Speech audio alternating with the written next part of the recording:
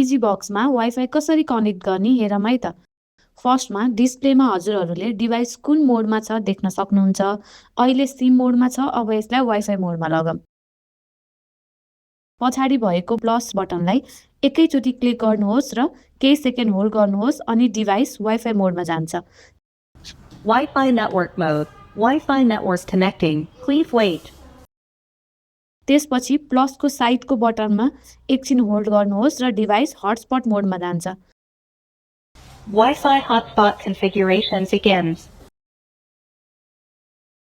त्यसपछि आफ्नो फोनमा वाइफाई सेटिङ खोल्नुहोस् र यो डिभाइसको नाम आउँछ, जस्तै क्युआर पेमेन्ट डिभाइस, त्यसमा क्लिक गर्नुहोस् र एउटा पेज खोल्छ जसमा हजुरहरूको वाइफाईको नाम आउँछ। आफ्नो वाइफाई छान्नुहोस् र क्लिक गर्नुहोस्।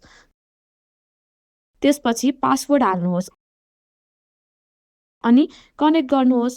Wi-Fi network connection successful.